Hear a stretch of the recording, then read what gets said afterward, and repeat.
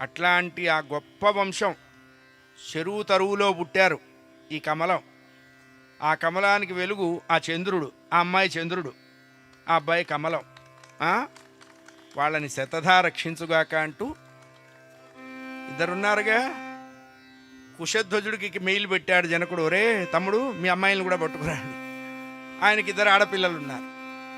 సూర్యవంశంలో మగపిల్లవాడి వివాహానికి పట్టపు దేవేరులు వచ్చే సంప్రదాయం లేదు కాబట్టి రామ వివాహానికి కౌసల్యాదులు రాలేదు.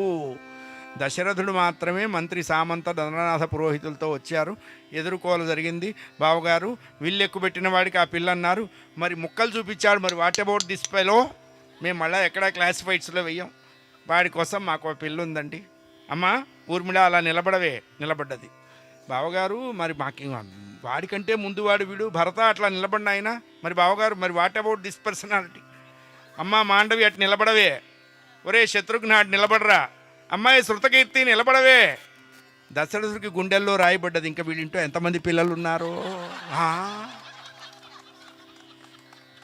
ఇదేమిటి చదరంగంలో చెక్కు చెప్పినట్టుగా ఎక్కడ పిల్ల నిలబడితే అక్కడ ఆడపిల్ల నిలబెడుతున్నాడు.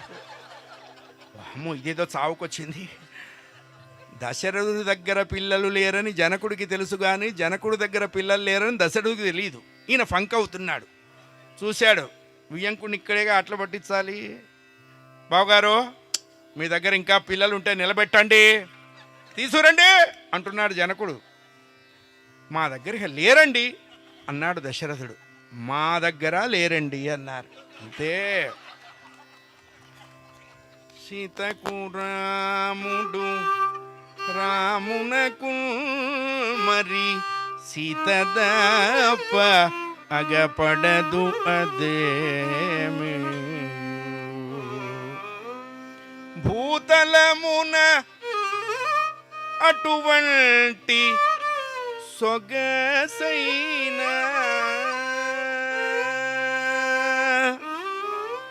భూతలమున అటువంటి సొగసైన పుణ్యదంపతులు మరి ఇక పుట్టరు. రాజా రామచంద్ర భగవానికి.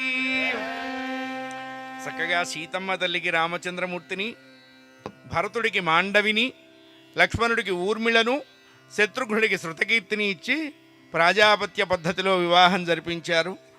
వాళ్ళు తలబరాలు పోసుకున్నారు.